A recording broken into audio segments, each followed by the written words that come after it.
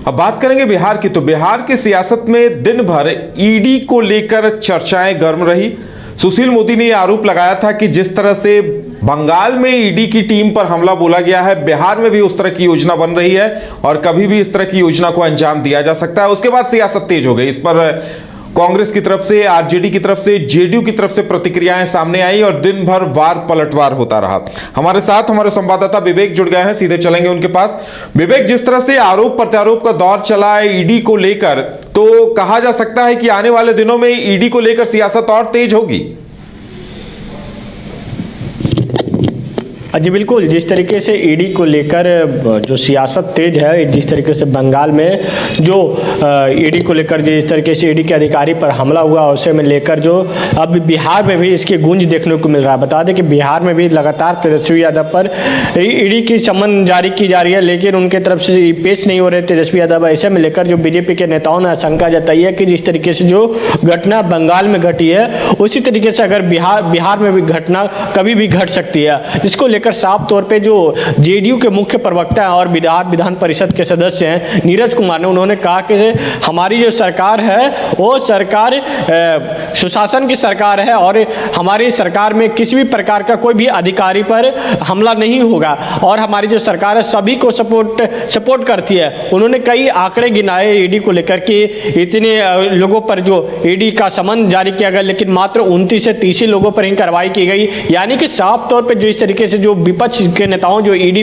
पर जो हमलावर रहते कि जो जितने भी सरकारी एजेंसियां उन पर हमलावर रहते कि जो एजेंसियां है वो सरकार के नेतृत्व में काम कर रही है। इसके साफ तौर पे जो आज भी इनकी जो बात कर लिया जेडीयू को, तो जेडीयू का जो नर्म तेवर देखने को मिला, कहीं ना कहीं जो कही जाए तो उनकी जो झुकाव रहा, जो बीजेपी की तरफ झुकाव रहा कि जो ईडी है वो ईडी अपने अनुसार काम करती है, लेकिन जो बंगाल में जो घटना घटी वो एक घटना निंदनीय घटना, उस घटना को निंदा भी किया। लेकिन जो बीजेपी के जो प्रदेश अध्यक्ष है सम्राट चौधरी, उन्होंने भी आशंका जताई कि बिहार में कभी अगर ईडी के जो अधिकारी पर जिस तरीके से बंगाल में घटना घटी है वह बिहार में भी घटना घट सकती है। जी बिल्कुल विवेक, और लगता है कि जिस तरह से सुशील मोदी ने बयान दिया और तेजस्वी यादव को ईडी ने समन जारी किया है और नहीं गए, तो एक समन तो फिर जारी होगा और लग रहा है कि आने वाले दिनों में इसे लेकर भी पक्ष और विपक्ष के बीच जोरदार आरोप प्रत्यारोप का दौर भी दिखेगा।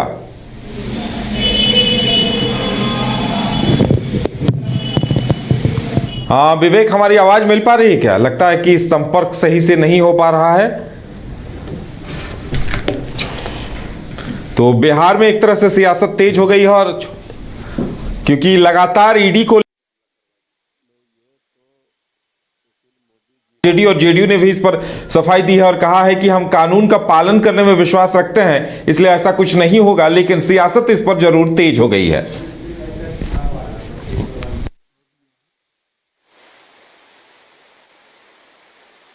भ्रष्टाचार का आरोप राजधानी रांची में वाइल्ड वादी लेकर आया है रांची फ्लावर पार्क, जहां आकर्षक फूल मोह लेंगे आपका दिल। रात में आकर्षक लाइट से नजारा होगा रंगीन। परिवार के साथ उठाइए ट्रैम्पोलिन पार्क का लुत्फ। की जगह पर मिलेगा amusement park, zip line, bird park, picnic और कुल्हड़ चाय का भी मजा। Monday to Friday entry fees सिर्फ 200 रूपए और सैटरडे और हॉलीडेज में महज 300 रूपए में भरपूर मनोरंजन। तो आइए वाइल्ड वादी।